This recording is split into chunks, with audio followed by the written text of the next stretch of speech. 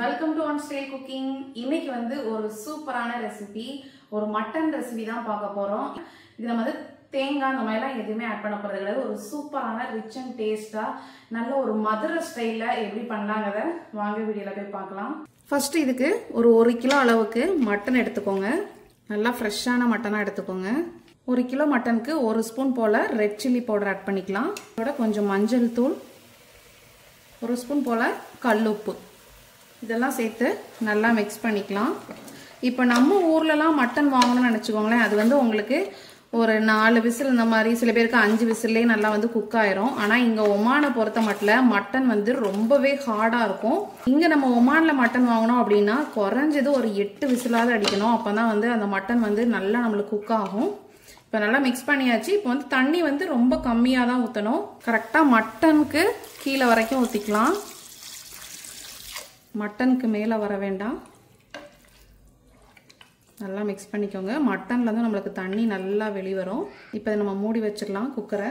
மூடி நான் வந்து ஒரு 8 விசில் வரைக்கும் வேக வைக்க போகிறேன். இப்போ 8 விசில் அடிக்கட்டும். இப்போ மசாலா ரெடி பண்ணுறதுக்கு ஃபஸ்ட்டு ஒரு கடாயில் கொஞ்சமாக ஆயில் சேர்த்துக்கோங்க. இதில் ஒரு 2 ஸ்பூன் போல் மல்லி சேர்த்துக்கலாம்.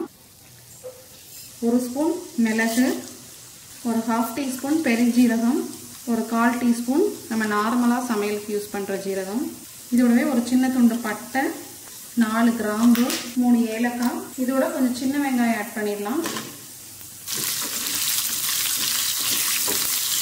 வெங்காயம் சேர்த்து நல்லா மிக்ஸ் பண்ணிக்கோங்க. சின்ன வெங்காயம் சேர்க்குறப்ப நம்மளுக்கு டேஸ்ட் ரொம்ப நல்லாயிருக்கும். இதோடவே காஞ்ச மிளகா ஒரு 6 எண்ணம் சேர்த்துக்கலாம். இதோட கருவேப்பிலை,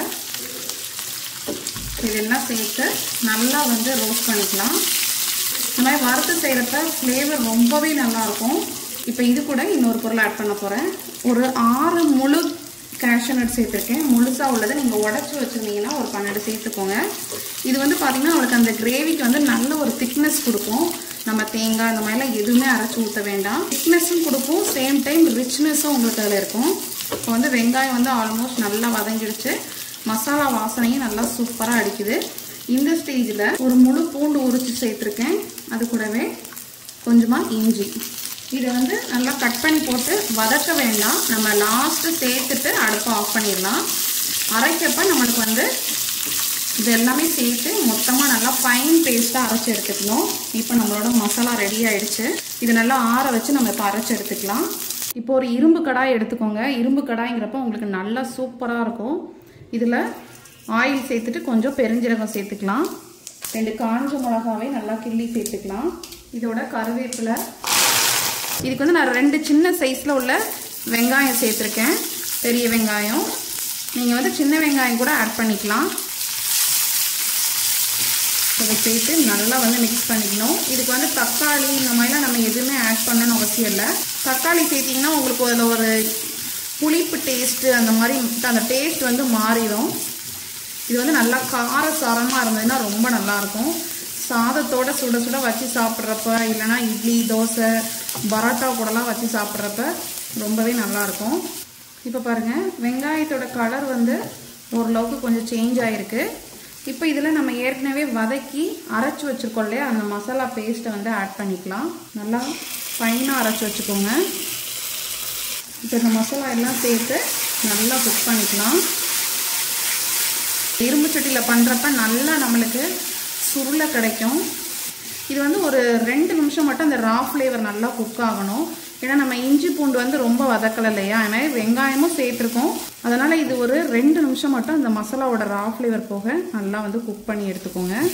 இப்போ இதில் நம்ம வேக வச்ச மட்டனை சேர்த்துடலாம். அதை தண்ணியோடு சேர்த்துக்கோங்க.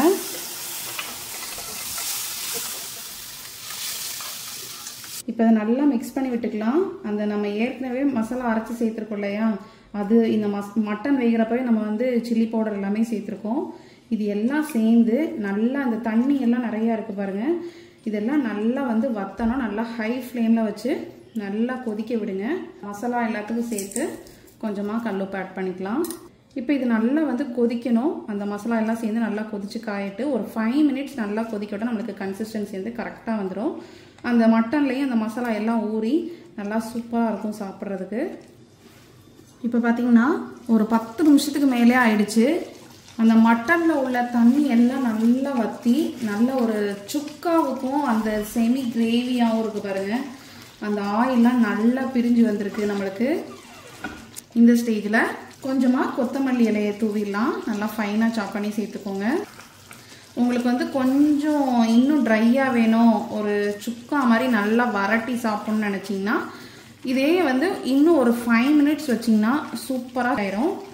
இது வந்து உங்களுக்கு வந்து தோசைக்கு அதுக்கப்புறம் பரோட்டாக்கெலாம் ரைஸ் கூட வச்சு அப்படியே பிசைஞ்சு சாப்பிட்றதுக்கு அவ்வளோ அட்டகாசமாக இருக்கும். அவ்வளோதான், ரெடி ஆயிடுச்சு.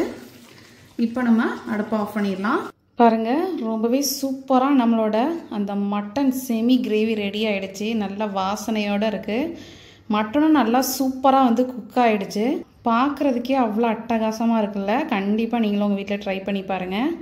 ரொம்பவே டேஸ்டான சூப்பரான நம்மளோட மட்டன் செமி கிரேவி நல்லா சுக்கா மாதிரி நல்லா டேஸ்டியாக இருக்குது. வாசனையே அப்படி இருக்குது. ஸோ கண்டிப்பாக நீங்களும் இந்த ரெசிபி வீட்டில் ட்ரை பண்ணி பாருங்கள். ட்ரை பண்ணி பார்த்துட்டு உங்களோட ஃபீட்பேக் அண்ட் கமெண்ட்ஸை கமெண்ட் பாக்ஸில் தெரிவிங்க.